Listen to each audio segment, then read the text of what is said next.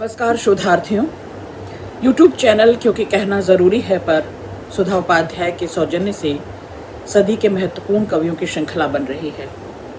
आज इस श्रृंखला में हम अनुपम सिंह जी के साथ हैं। स्त्री विमर्श का मुद्दा कोई नया नहीं है। आज स्त्री विमर्श पर स्त्रियों को लेकर जो समाज में सदियों से, लंबे समय से जो वैचारिकता बन रही है, जो संवाद हो रहा है, मैं कोशिश करूंगी अनुपम सिंह की इन कुछ कविताओं के साथ उन पर भी बात हो। फिलहाल मैं यह भी मानती हूँ कि विद्रोहिणी होना और जागरूक होना दो अलग अलग चीज़ें हैं।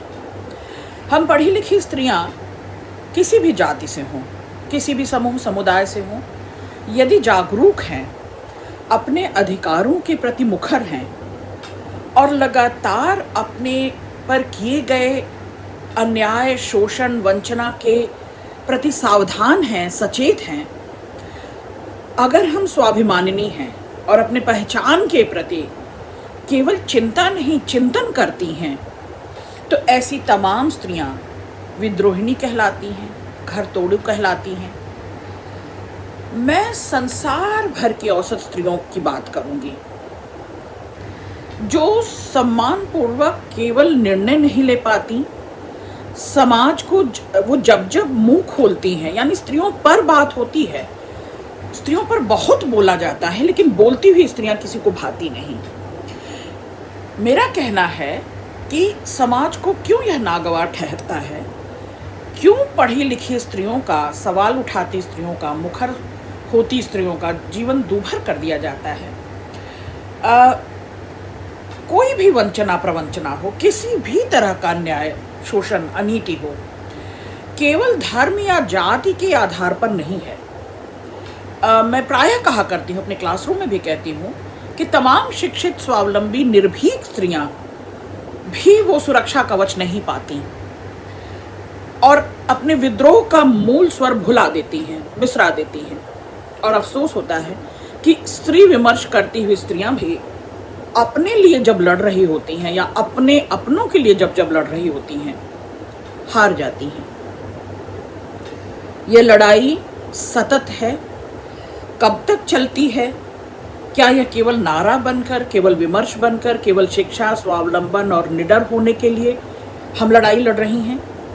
मेरे ऐसे कुछ सवाल आएंगे अनुपम सिंह की इन 5 कविताओं के साथ, और शोधार्थियों में चाहती हूँ कि आप विमर्श को लेकर थोड़ा सा इस कविता वीडियो में जाने और समझें। देखिए, यह लड़ाई किसी समूह समुदाय से आने वाली औरतों की लड़ाई नहीं है। ये मैं ग्लोबल स्त्री की बात कर रही हूँ, मैं उस औसत स्त्री की बात कर रही हूँ, उसके दुख दर्द, उसके संघर्ष की, उसकी जीत हार की लड़ाई है, और आज मैं इसी पर केंद्रित रहूँगी। हम स्त्रियाँ जब जब अपने पीछे मुड़कर देखती हैं तो लगता है कि कब, कौन, किस बहाने से पीछे छूट गया। हमारी इस लड़ाई में जो हमारी सहयोगिनी थी, सहयात्री थी, वे भी कब हार कर, मुँह चुरा कर या बचाकर इस मुहिम से बाहर निकल गईं। पक्षधर होना हमेशा खतरनाक है, बल्कि मैं कहूँगी कि पक्षधरता जो है अस्पृश्यता से भी ज़्यादा खतरनाक है। हम वंचित हों, शोषित हों, दलित हों, आदिवासी हों, केवल इसलिए हमारी बात नहीं होनी चाहिए, बल्कि हमें हमारी पहचान, हमें नेपथ्य से सामने लाकर, फ्रंट पर लाकर सच सच कहने का जोखिम उठाने की देनी होगी, आज़ादी देनी होगी। हम किसी पक्ष या प्रतिपक्ष के साथ नहीं खड़े हैं। हम संपूर्ण मानवीय, बल्कि व्यापक मानवीय मूल्यों के, व्यापक मानवीय संदर्भों को भी छू रही हैं। हम केवल वर्ण, वर्ग, जाति, धर्म और समुदाय तक सीमित नहीं हैं। हम इस वर्चस्ववादी पुरुष की जो सोच है, मानसिकता है, हम इस जो पितृसत्तात्मक, जिसे मैं कभी कभी पुरुष सत्तात्मक भी कहती हूँ, इस सत्ता में जो विभेदक खाइयां हैं, जो घृणा, द्वेष, ईर्ष्या, इसकी नई नई दीवार बन रही है, नई नई इमारतें खड़ी हो रही हैं, इसके पैरेलल मैं उस ग्लोबल स्त्री को देखना चाहती हूँ। और वो ग्लोबल स्त्री जो है वो अगर रचनाकार है, अगर वो सर्जक है, तो उसके कहे सुने को, उसके लिखे पढ़े को मैं दस्तावेज के रूप में यहाँ अनुपम सिंह की कविताओं के बहाने पेश करना चाहूँगी। शोधार्थियों, उपेक्षा, ग्लानि, व्यंग्य, ये सब तो हम सदियों से सुन रही हैं, देख रही हैं, जान रही हैं। केवल धर्म, जाति या वर्ग, वर्ण, समुदाय के नाम पर ही ये नहीं मिलता। मैं तो कहूँगी कि अस्वीकारे जाने का दुख मुझे लगता है स्त्री को हर वर्ग में, हर जाति में, हर समूह में, हर समुदाय में मिलता है। ये लंबे अरसे से जो भेदभाव हो रहा है, इस पर मुझे बोलना ही था, अपनी चुप्पी तोड़नी ही थी। और मुझे लगा कि अनुपम सिंह की कुछ कविताओं के बहाने मैं इस पर ज़रूर बात करूँगी। लड़ाई हमारी अलग से पहचाने जाने की नहीं है, बल्कि व्यक्ति के रूप में पहचाने जाने की है। आप समझ रहे हैं? हमारी निजता या हमारी अस्मिता की लड़ाई जो है, मुझे लगता है ये संसार भर की स्त्रियों का एक ही वर्ग है, एक ही जात है, एक ही जमात है, हमारा एक ही धर्म है। और हम सदियों से शोषित, वंचित, मैं तो कहूँगी अवांछित, अनादृत रही हैं। ये सो कॉल्ड जो स्त्रियां हैं, ये जो ऊंचे वर्ग की जो अकड़न जकड़न है, जो ठसक है, जो स्वाभिमानी स्त्रियां हैं, ये भी कोई नया वर्ग, नया समूह नहीं है। ये पूरा समाज हमें लिखता, पढ़ता, बोलता जब देखता है तो फुसफुसाता है, हमें खींचा जाता है, हमें दोहरी जिंदगी जीने के लिए उकसाया जाता है, हमारी प्यास को बेवजह कहा जाता है। हम दोगुना संकट सह रही हैं, हम दोगुने दुख से गुजरती हैं। एक तरफ सामंती ताकतें हैं, वो जात जमात केवल नहीं देखती, बल्कि ऐसे ढेरों उदाहरण आप देखेंगे कि दोहरी जिंदगियां जीती हुई पढ़ी लिखी जागरूक स्त्रियां किस तरह से कभी विचारधारा के लिए लड़ रही होती हैं, कभी अपने रहन सहन, पालन पोषण को लेकर लड़ रही होती हैं, कभी अपनी पहचान बनाने के लिए संघर्ष कर रही होती हैं, अपने विचारों को, अपने बोल व्यवहार को आप तक पहुंचाने के लिए जूझ रही होती हैं। तो हमें गरिमा से जीने का, हमें मर्यादा से जीने का, हम कोई आदर्श स्त्री बनकर नहीं उभरना चाहती, बल्कि हमारी लड़ाई को अगर आप थोड़ा सा समझ पाएं तो इसे विमर्शों के खांचे में ना बांधें, बल्कि मेरी आपसे बार बार गुजारिश रहेगी कि उस ग्लोबल स्त्री को देखने की आप कोशिश करें। शोधार्थियों, कवयित्री अनुपम सिंह दिल्ली विश्वविद्यालय में शोधार्थी हैं। नया तेवर, नया मिजाज, नई कलम, और इस समय कविता जगत में, आलोचक जगत में, सहृदय समाज में अनुपम सिंह जी की पहचान, शिनाख्त बहुत बेहतरीन तरीके से हो रही है। उत्तर प्रदेश के प्रतापगढ़ जिले में आप जन्मी, उच्च शिक्षा आपने इलाहाबाद विश्वविद्यालय से की, पीएचडी की उपाधि दिल्ली विश्वविद्यालय से प्राप्त की। आपकी कविताएं तमाम कंटेम्प्ररी मैगजीन में, तमाम पत्र पत्रिकाओं में आपकी सोच को, आपके चिंतन को, आपके मिजाज को और आपकी जूझ, संघर्ष, आपकी लड़ाई को, आपकी मुहिम को मुखर करती रही हैं। आप प्रकाशित हो रही हैं। दिल्ली विधानसभा, दिल्ली में 3 वर्ष तक आप फेलो के रूप में भी काम करती रहीं। आपका एकदम नया कविता संग्रह मैंने गढ़ा है अपना पुरुष, इस शीर्षक से अभी इसी दिसंबर में प्रकाशित होकर आया है। कविता में आपकी पहल या आप नई नहीं हैं। आपके साथ कई मंच पर मैं भी मौजूद रही हूँ, कई मंच से आपके साथ कविता पढ़ी है और आपको लंबे अरसे से पढ़ सुन गुन रही हूँ। आज मेरे दिल्ली विश्वविद्यालय के शोधार्थियों के लिए मैं इस संवाद में, कविता की इस मुहिम में आपकी चहलकदमी को और आप जो अपनी कविता के साथ, अपनी रचना धर्मिता के साथ हमारे बीच मौजूद हैं, उस स्वाद और संवाद को भी अपने शोधार्थियों तक पहुंचाना चाहूँगी जो प्रशंसनीय है। सदी के महत्वपूर्ण कवियों की श्रृंखला में आज हम अनुपम सिंह जी की कुछ ज़रूरी कविताओं के साथ हैं। शुद्धार्थियों, पहली मेरी पसंद की कविता है और अनुपम के मुंह से मैंने सुनी है, कई दफ़ा सुनी है, और ये कविता जितनी बार सुनती हूँ भीतर से आह ऊह नहीं, लेकिन एक जुझारू औरत जो जन्म से ही औरत होती है, कैसे उसको रंग भेद से, जाति वर्ग भेद तो समाज में हमेशा से विद्यमान रहा है, ये जो रंग का मसला है, जो सौंदर्य के सारे क्या कह सकते हैं मानदंड हैं, जो एस्थेटिक्स है, उसको किस तरह से अनुपम सिंह इस कविता में तोड़ रही हैं।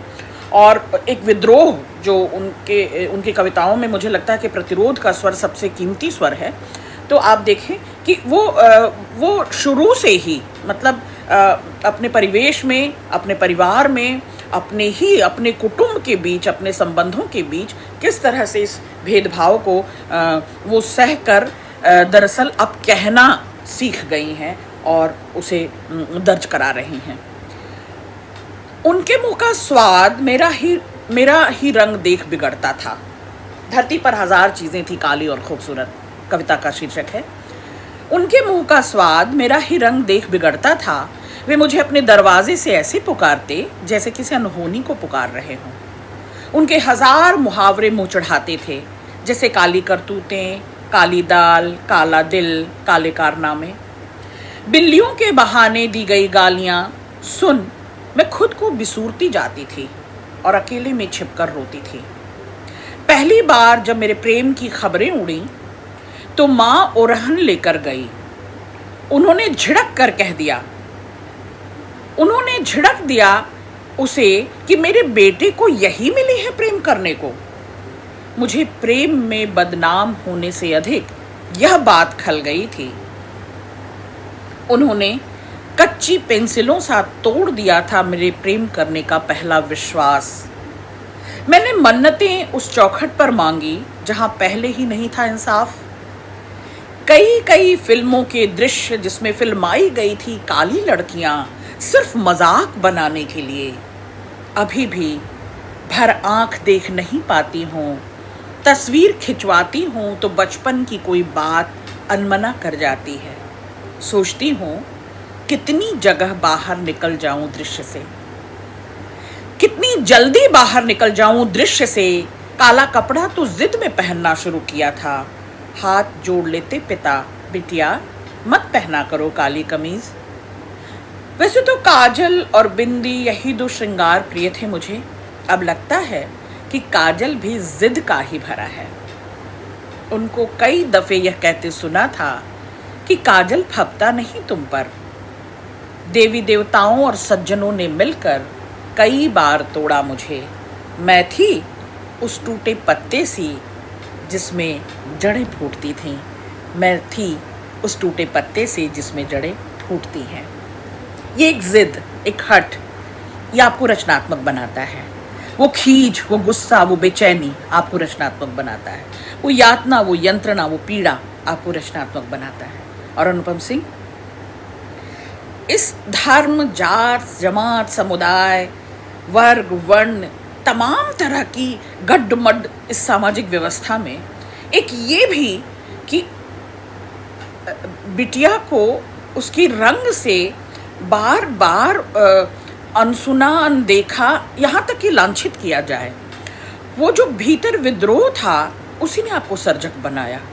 वो जो आप सहते हुए कहने का जोखिम उठा रही हैं उसने आपको सर्जक बनाया। और ये कविता शुद्धार्थियों आप तक आई।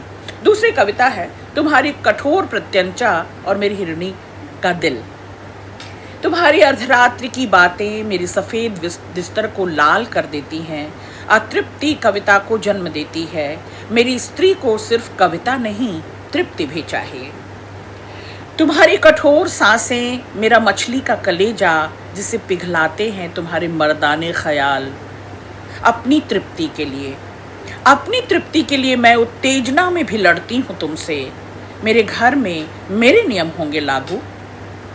अर्धरात्रि जो अतृप्त स्त्री को बुलाते हो तो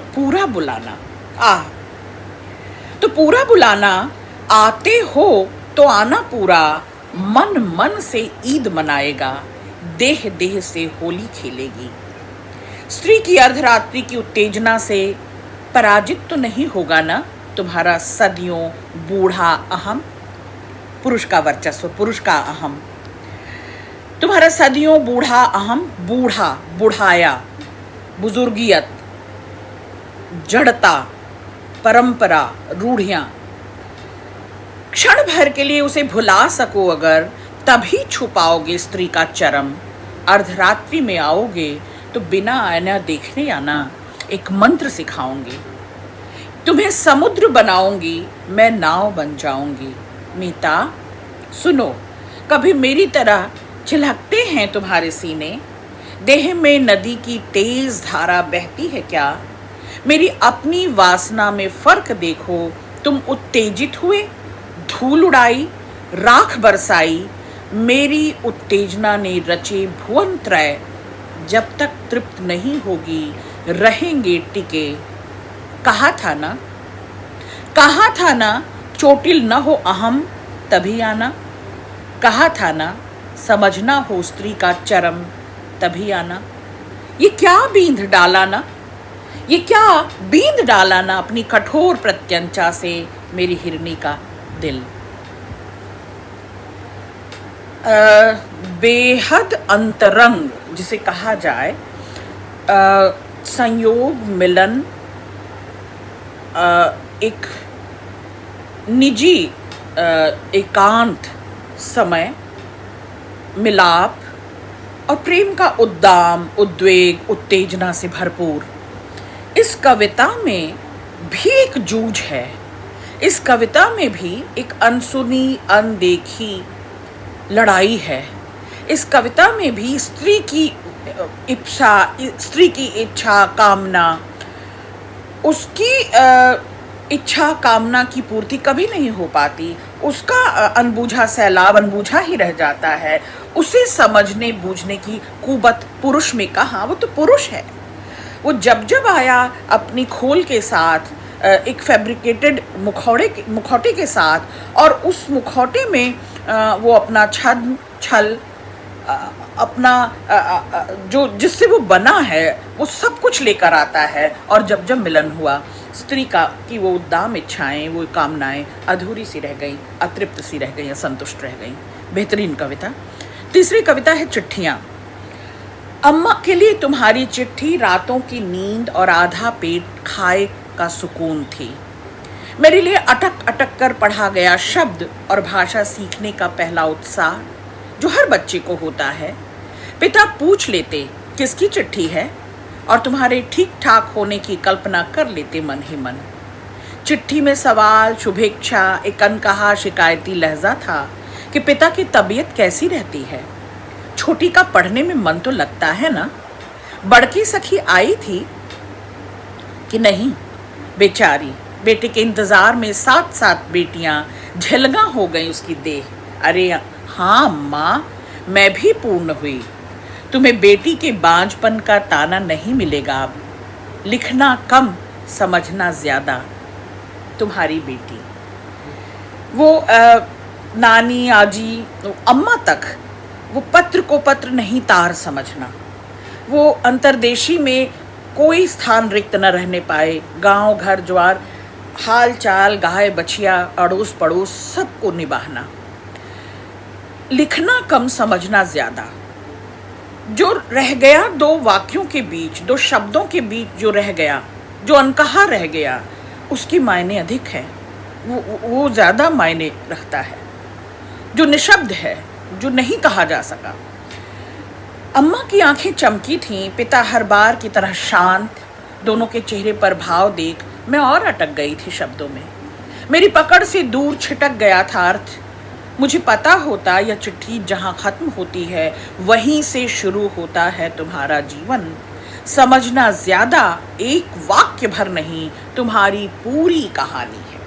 ये पूरी यात्रा है। ये यातना का पूरा महाकाव्य है, महागाथा है।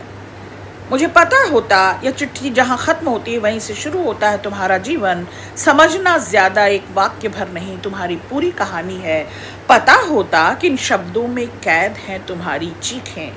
तुम्हारे ही शोक का उत्सव मनाएंगे हम सब कि यह सृष्टि तो अनवरत चल रही है।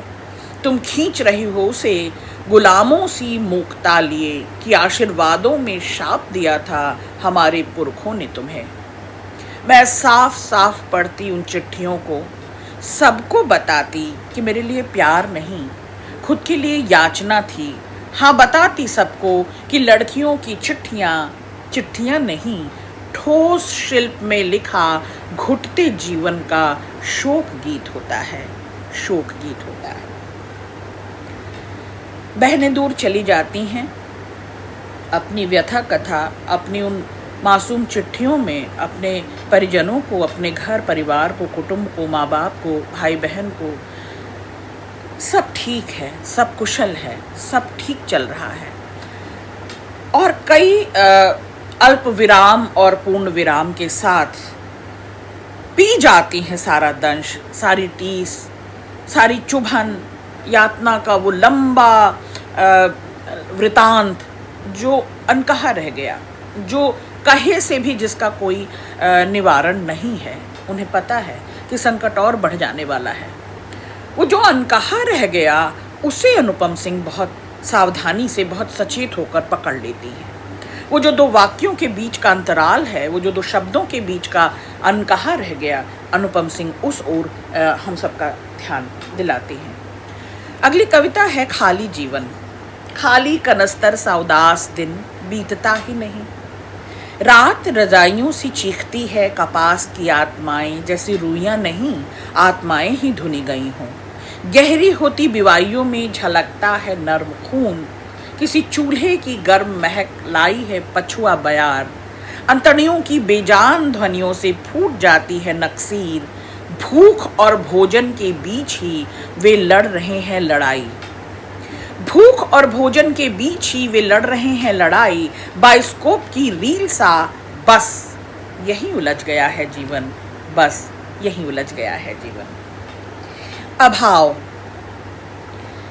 कितनी बुनियादी ज़रूरतें और कितना बड़ा अभाव। उस अभाव के भाव को भी वही समझेगा जिसने इस पीड़ा को, इस ज़रूरत को, भूख को समझा होगा। भोजन और भूख के बीच की खाई को जिसने देखा होगा, बहुत नज़दीक से देखा होगा, जिसे मैं प्रायः क्लासरूम में आपको समझाती हूँ कि सहानुभूति जनक नहीं, सहानुभूति से नहीं, स्वानुभूत, अपने अनुभव पर जांचा परखा हुआ हो, अपनी दंश, अपनी पीड़ा और अपने अभाव की कथा कहती हुई। तो ये कविता इस मायने में प्रासंगिक है। अगली कविता है नदी का धैर्य। एक दिन उसका धैर्य छूट जाएगा और ऐसा जल्दी ही होगा। मुझे ये नदी औरत ही लगी, ये स्त्री ही है।